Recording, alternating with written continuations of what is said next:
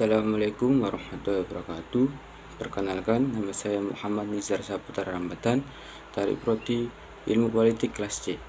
Di sini saya akan menjelaskan beberapa hal mengenai statistik sosial. Pertama, apa yang Anda pahami tentang statistik sosial dan sejauh mana ruang lingkup statistik sosial? Statistik sosial merupakan salah satu cabang ilmu dari matematika yang mempelajari bagaimana merencanakan, mengumpulkan, dan menginterpretasikan data. Istilah statistik berasal dari bahasa Latin status yang artinya suatu negara. Secara kebahasaan, statistik berarti catatan angka-angka bilangan.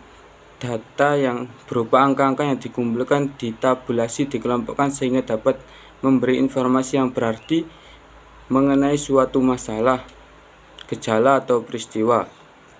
Dalam dunia pendidikan, statistika yang digunakan berkaitan dengan prinsip-prinsip metode dan prosedur yang digunakan sebagai cara pengumpulan, menganalisis, serta menginterpretasikan sekumpulan data yang berkaitan dengan dunia pendidikan. Sementara itu, dalam bidang psikologi, statistik dimaknai dengan penggunaan dalam prinsip-prinsip dasar dan perhitungan. Statistik juga menganalisis masalah-masalah dalam bidang psikologi. Aplikasi statistik terhadap permasalahan sains, industri, atau sosial pertama-tama dimulai dari mempelajari populasi.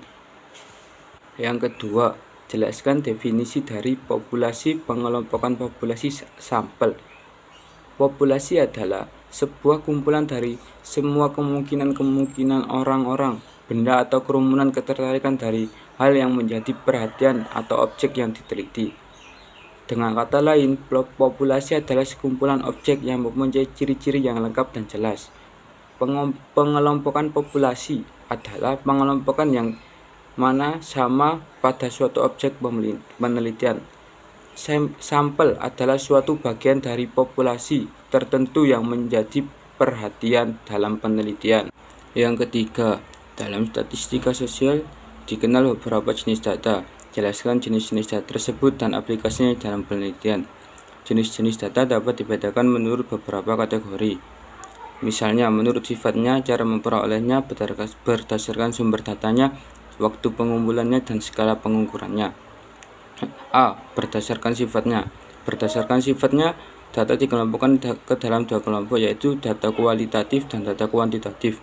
Data kualitatif adalah data yang dinyatakan dalam bentuk non-angka atau non-numerik, atau bisa juga dikatakan atribut. Misalnya, persepsi mahasiswa UT terhadap layanan tutorial di UP BJJ UT.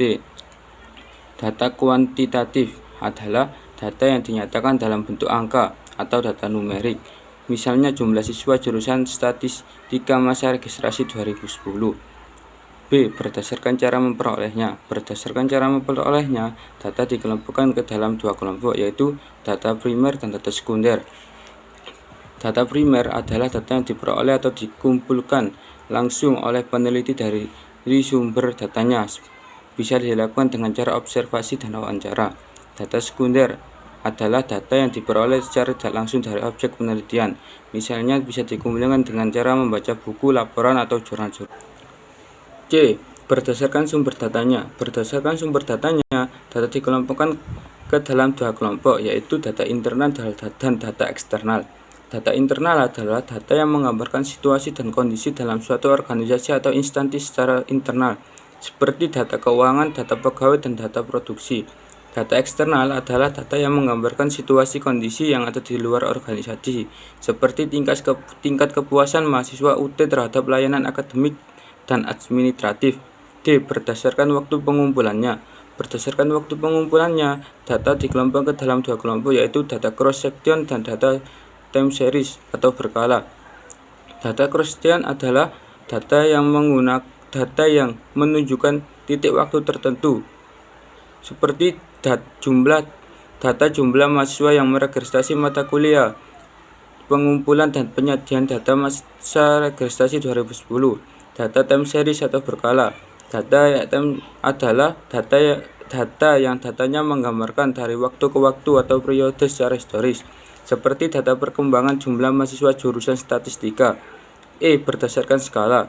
Berdasarkan skala pengukurannya, data dibedakan menjadi 4 kelompok, yaitu data nominal, ordinal, interval, dan rasio. Data nominal dibedakan dalam kategori tanpa memperhatikan urutan. Satu pengukuran hanya menghasilkan satu-satunya kategori, seperti jenis kelamin dan jenis sabun. Ordinal dibedakan dalam kategori berdasarkan urutan, memiliki tingkat data lebih tinggi dibandingkan data nominal dalam level pengukuran data, seperti tingkat senioritas pegawai. Interval urutan bertingkat dan dikuantifikasi atau diberi nilai, memiliki interval tertentu seperti skor IQ. Rasio data bersifat angka dalam arti yang sesungguhnya, seperti angka produksi dan tinggi badan. Yang keempat, bagaimana Anda memahami konsep variabel, apa saja jenisnya, dan bagaimana penggunaannya. Variabel merupakan objek penelitian atau apa yang menjadi titik pemerhati suatu penelitian. Menurut Ibnu, variabel adalah suatu konsep yang mempunyai lebih dari satu nilai, keadaan, kategori, atau kondisi dalam sebuah penelitian.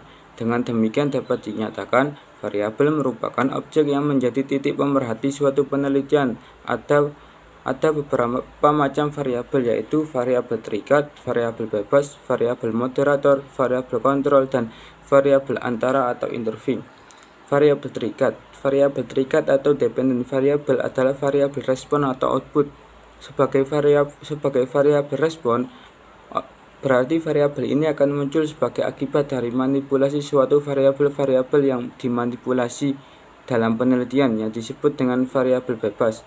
Sebagai contoh, dalam studi hubungan antara dua variabel berikut adalah hubungan kekuatan otot tungkai X dengan jauhnya tendangan pemain bola Y.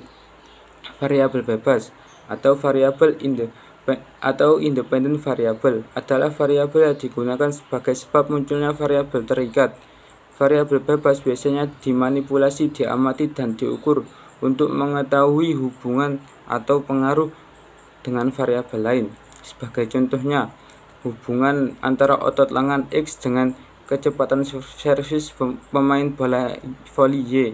Dapat dinyatakan variabel terikat Y merupakan variabel yang akan selalu berubah jika X berubah. Dengan demikian, perubahan skor pada variabel bebas X sangat berpengaruh pada perubahan variabel terikat Y.